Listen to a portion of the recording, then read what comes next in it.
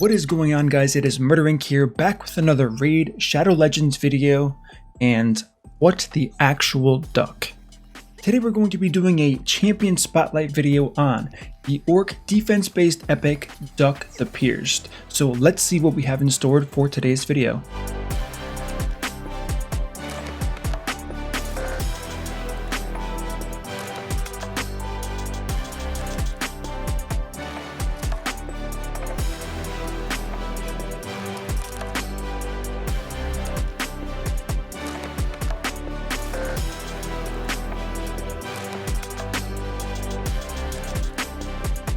So as we can see, and as always, let's talk about this guy's aesthetic appearance.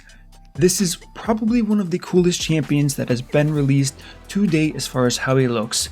He's got one of his previous victims on his shield, amazing detail there.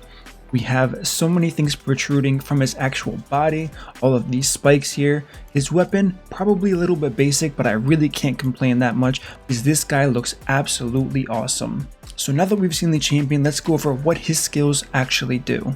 Starting off with his A1, we have Mad Chopper. Attacks one enemy 2 times. Each hit has a 30% chance of placing a 50% decrease accuracy debuff for 2 turns. This is defense based, so let's see what this actually looks like.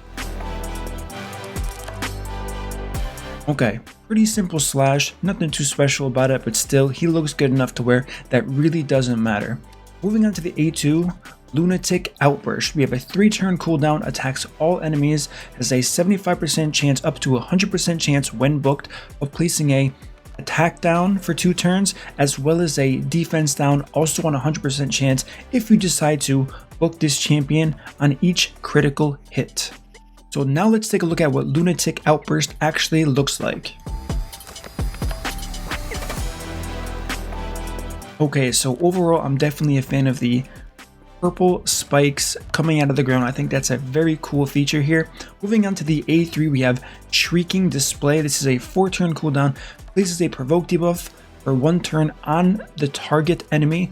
Also has a 75% chance of placing a provoke debuff for 1 turn on 2 random enemies. Places a 30% reflect damage buff on this champion for 2 turns, as well as an unkillable buff on this champion for 1 turn.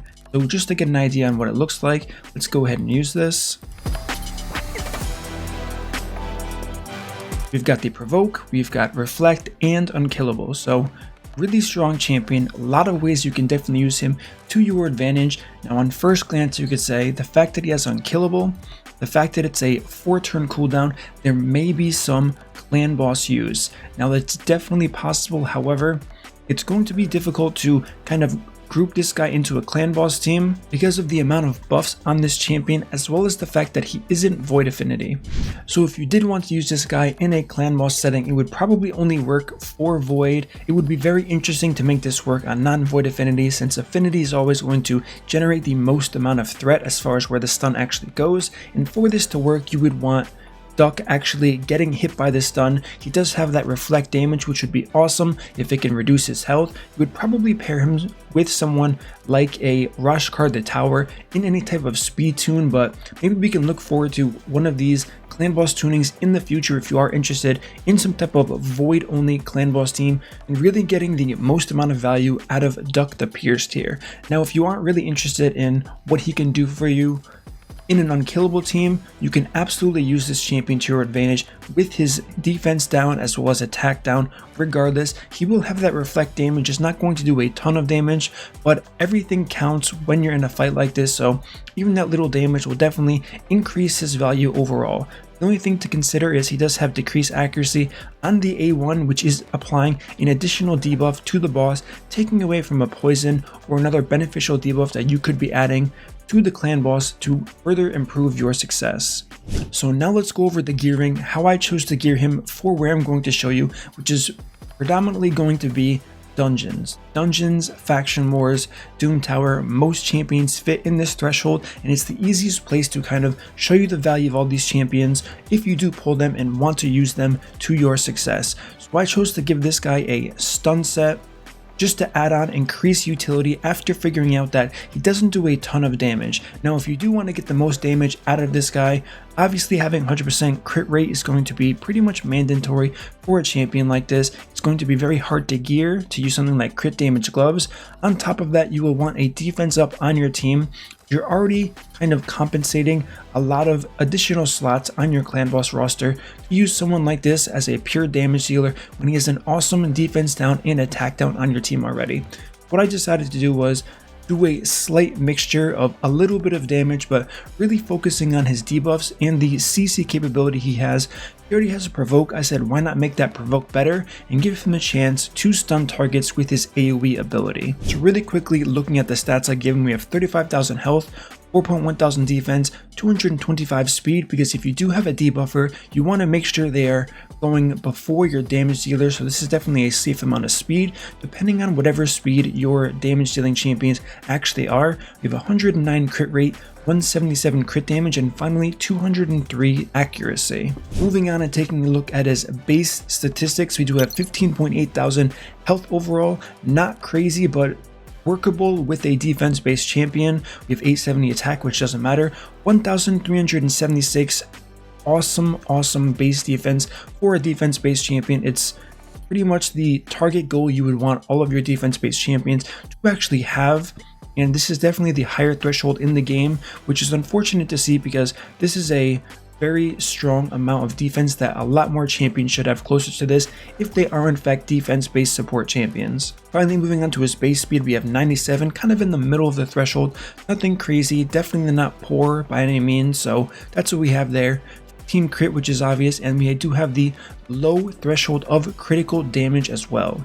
So now that we've gone over that, let's take a look at how he can be successful in a Dragon Stage 20 run. Let's see what he does.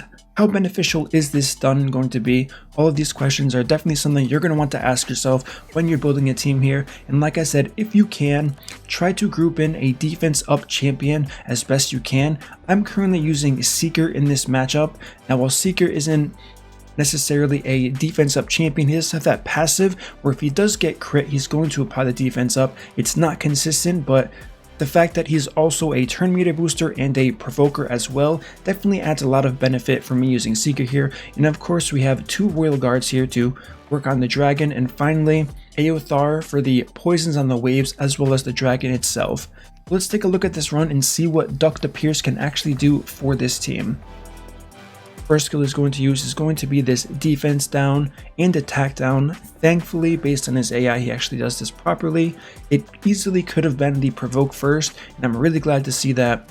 Not all of the champions are perfect. I've gone over quite a few already, and there have been some issues, but overall, it's nice to see that they made sure that the defense down does come out first when we are on auto. And with this team specifically, I do have it set up so Dhukk the Pierce is always going to be able to use that defense down and attack down as each wave.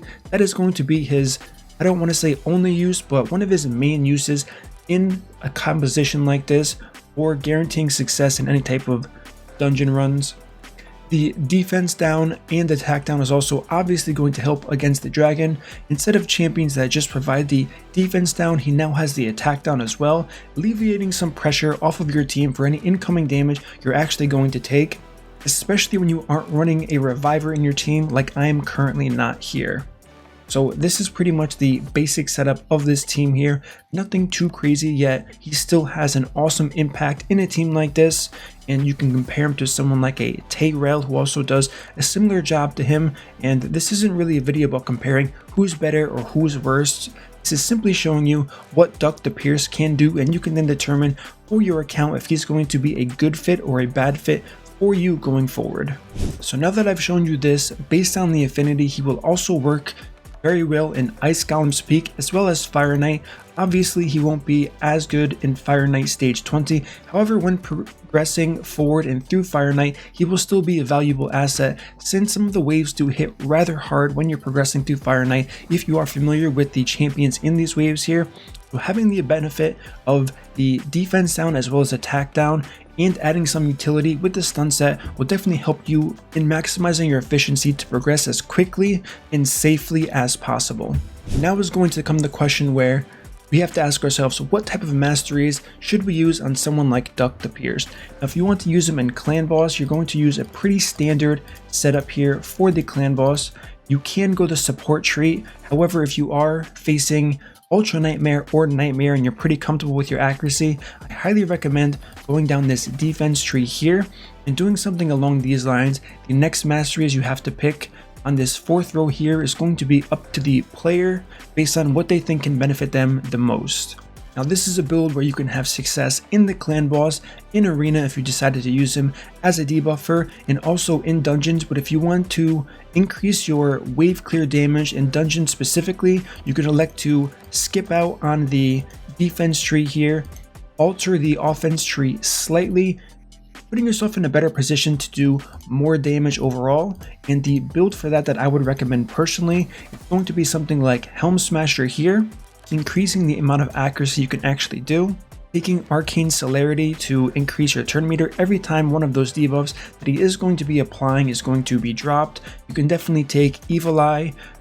If you want to, you can take a Lore of Steel, but if you're going to take a CC set like I did with the stun set, this probably isn't going to be your best option here. And then finally, Master Hexer's always a good mastery to take if you are finding that it's taking longer than the current duration allows for you to kill the enemies in the wave. If they're getting too many turns, you can use this to keep up those debuffs until Dhukk is ready with his next cooldown. Now, if you are much earlier into the progression scene and you do have masteries available for this champion, one thing you can also do is you can go down this tree if you are using a CC set and really increase the value of that CC set by taking Fearsome Presence, giving that additional 5% chance to actually stun on his A1 as well as his A3, and you can either go with Cycle of Revenge or you can take Deterrence. So once again, if you are looking for a solid CC build, don't really care too much about damage. However, don't forget you do need 100% crit rate to work with the synergy of the skills he does have.